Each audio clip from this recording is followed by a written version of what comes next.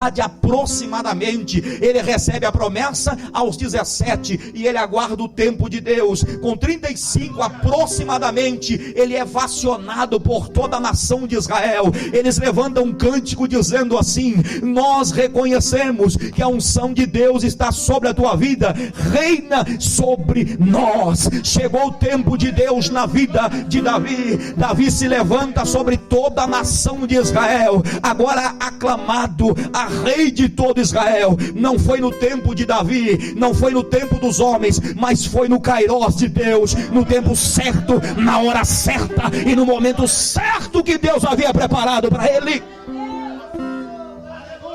Quem espera no tempo certo de Deus é honrado e recompensado. Qual foi a honra? Qual foi a recompensa? Deus arranca um menino de trás das ovelhas malhadas, como diz a Bíblia Sagrada. Tira um menino do pasto. Seria somente mais um pastor no projeto natural, mas no projeto de Deus, Deus já enxergava ele como rei de Israel. A recompensa e a honra é: te tiro do pasto e te coloco sobre o palácio, te arranco você que está sentado na relva e te coloco sobre a cadeira real, tiro da tua cabeça o orvalho e coloco na tua cabeça a coroa, porque você esperou no tempo de Deus. Tempo certo. O Kairos de Deus é o tempo certo. Recompensa. A Bíblia fala de um homem no Novo Testamento. Este homem é chamado de Saulo e depois conhecido como Paulo, o grande missionário e doutor dos gentios. Este homem, o qual deixa a maior parte dos livros do Novo Testamento escrito como orientação e base para todos os cristãos. Paulo também vai ao encontro do Senhor Jesus. E quando ele encontra Jesus, ele recebe uma promessa. Ele tinha aproximadamente 17 anos de idade. Era um menino veloz e valente, sagaz em suas palavras. Perto às portas de uma região qual ele foi com fúria para perseguir os cristãos, ele encontra com o meigo Nazareno e ele se dobra. Com o rosto em pó no chão, ele diz: Senhor, Senhor, o que queres? E o Senhor disse: entra na cidade e lá direi o que há de fazer por mim. Deus levanta um profeta e leva até Saulo de Tarso. O profeta estende as mãos, ele recebe o Espírito Santo, é batizado e tem uma grande promessa nas mãos. Com 17 anos de idade, Deus disse assim: vou fazer de você um homem que falará do meu nome diante dos reis, diante dos grandes e diante dos gentios. O Saulo agora prefere usar o nome de Paulo, porque o nome Saulo vem do hebraico, quer dizer pedido, e Paulo vem do latim, quer dizer pequeno. E ele prefere usar o nome pequeno como que dizendo assim: agora importa que ele cresça e eu diminua.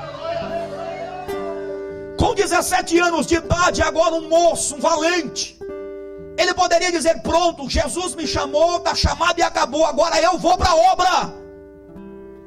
Mas ele não faz isso. Ele tem uma consciência pura, ele sabe que aquele que chamou iria ser o mesmo que haveria de confirmar o tempo certo. Ele ainda insiste descendo para Jerusalém e indo aos pés de uma das colunas, chamado Pedro.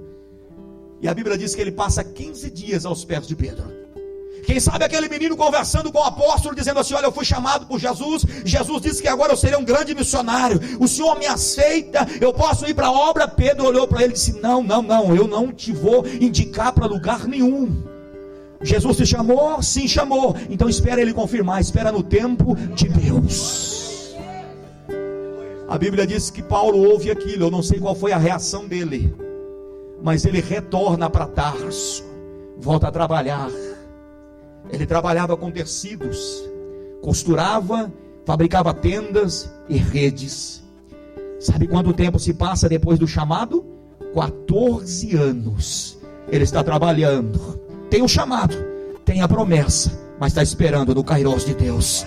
Está esperando no tempo de Deus. Está esperando. Irmãos, se ele tivesse adiantado a obra, provavelmente ele não teria sido quem ele foi. Espera no tempo de Deus. Ah, pregador, mas eu tenho a chamada. O profeta já colocou a mão sobre mim. Deus já decretou. Ei, se Deus falou, espera no tempo de Deus. Não apressa, no tempo de Deus. 14 anos depois, Paulo está lá em Tarso trabalhando. Uma grande igreja se forma na região. E nessa grande igreja de Antioquia, tinha profetas, tinha doutores, pessoas bem-sucedidas. Alguém correu lá para ver o agrupamento de pessoas que foram o primeiro povo a ser chamado de cristão. E o povo reunido disse assim: Barnabé, a igreja aqui está boa. Nós temos músico, temos profetas, temos doutores, mas nós queremos um ensinador, queremos um pastor. Antioquia falava o grego, precisava de quem falasse fluentemente. O Barnabé estava lá e Deus colocou no coração dele: Barnabé, acorda, é tempo de buscar a Paulo. 14 anos depois, Barnabé disse assim: opa, já sei quem eu vou trazer para pastorear essa grande igreja na Antioquia. Ele fala fluentemente o grego, porque Paulo era poliglota, falava várias línguas, ele era um doutor da lei. A Bíblia diz que daqui a pouco, lá em Tarso, Paulo estava trabalhando, esperando o tempo de Deus. Entra na cidade um homem zarrão, um homem alto, um homem bonito, destacado entre a sociedade. Quem era ele? Barnabé. Barnabé desce gritando no meio do povo: Saulo de Tarso, Saulo de Tarso, Saulo de Tarso, chegou o tempo de Deus na tua vida. Aleluia. Tem tempo de Deus chegando na vida de crente aqui nesse lugar. Ele é arrancado de Tarso e é colocado em Antioquia. Moral da história, Atos capítulo 13. Numa reunião como essa, diz a Bíblia, bradou o Espírito Santo dizendo: apartai para mim a Barnabé e Saulo para uma obra, o qual eu os tenho chamado. E eles saem para a missão. Cumpriu-se o tempo deste homem. Recompensa de perseguidor passou a ser perseguido. Recompensa confuso acerca da religiosidade, Deus o esclarece, tornando-se doutor da palavra entre os gentios. Não atropela. Esta honraria aqui de Mardoqueu só aconteceu porque veio no tempo de Deus. A Bíblia fala de Daniel, cativo entre os da Babilônia. Esse Daniel, que chegou como cativo, ele honra a Deus. Ele não se contamina na Babilônia. Mas ele estava fora de Jerusalém, da sua pátria. Não tem problema. Nós também estamos fora da nossa pátria e não precisamos nos contaminar por isso.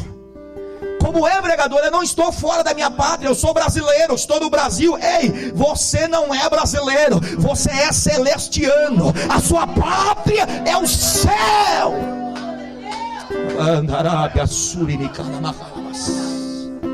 É para lá que nós vamos daqui a pouquinho, viu?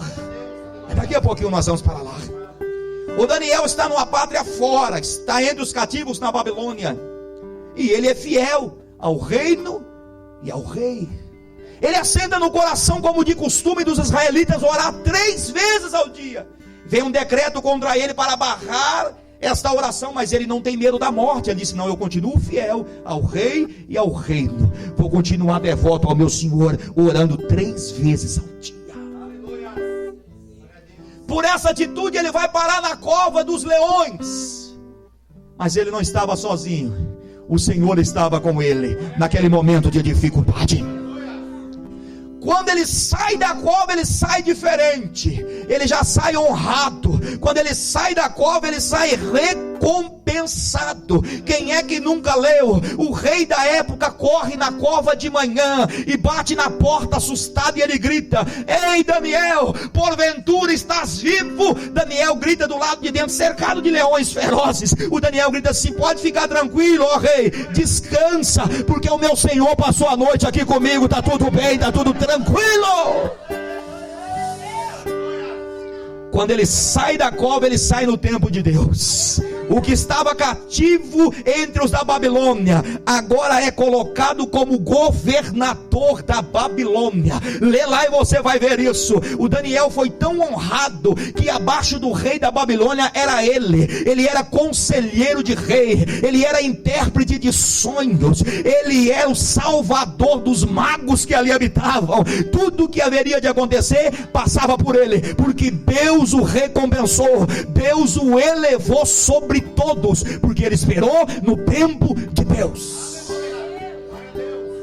O rei disse: coma manjares. Ele disse: não vou comer manjares, porque não é a hora. Eu só vou comer o manjar no tempo de Deus. Mas o que é que você vai comer? Legumes. Mas eu vou esperar o tempo de Deus. Coma legumes, mas espera o tempo de Deus. Estão te oferecendo manjares, não vá para os manjares. Coma legumes, mas espera o tempo de Deus. Agora, o dia que o tempo de Deus chegar, aí vai ter manjar para todo mundo. A festa é grande, porque Deus, Ele é um Deus de festa. Todos eles foram recompensados e esperou no Kairos de Deus. A Bíblia fala de um rei chamado Ezequias. Linda a história deste homem. Esse Ezequias assume o trono com 25 anos de idade aproximadamente. E ele serve fielmente o rei e o reino. Ele faz um currículo bonito diante do Senhor.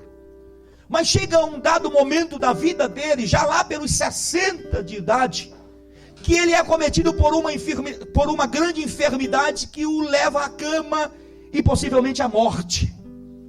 Ele está no leito de morte agora, deitado. Já havia buscado todos os recursos possíveis, mas nenhum havia trazido solução.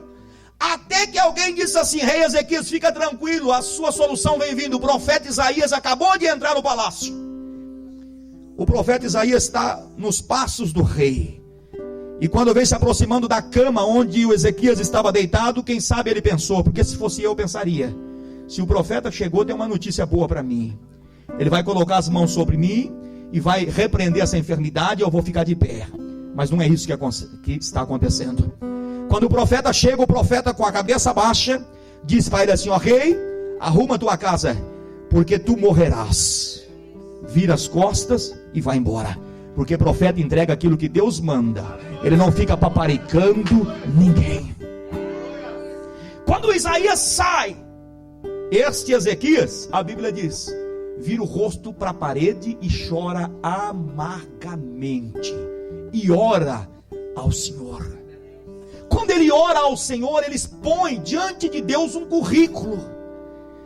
Que currículo ele tinha?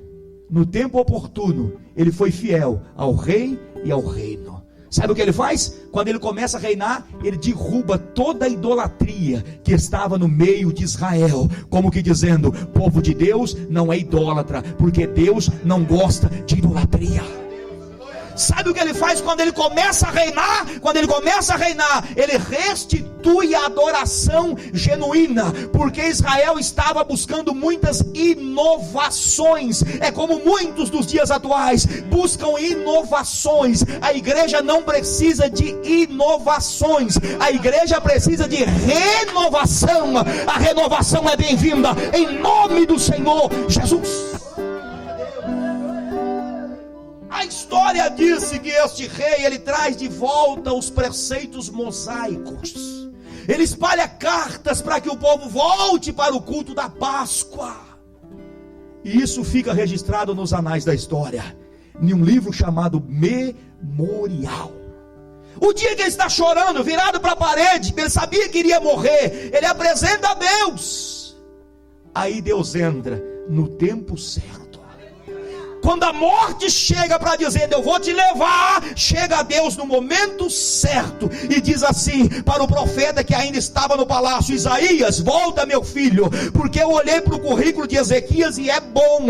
Volta para ele e dê uma nova palavra. O profeta olha para o céu e diz: o que o senhor quer que eu fale, senhor? Vai lá e dá uma boa notícia para ele. O profeta volta. Quando o profeta está próximo à cama, eu penso que o Ezequias diz assim: pronto, a primeira notícia foi de morte, agora ele só vem fechar os meus seus olhos para morrer, mas não é isso que acontece. O Isaías diz para ele assim: tem bom ânimo, homem, porque o teu currículo é bom diante de Deus, tu serviu bem o rei e o reino. Deus manda te dizer que ele te acrescenta mais 15 anos de vida. Levanta dessa cama e vai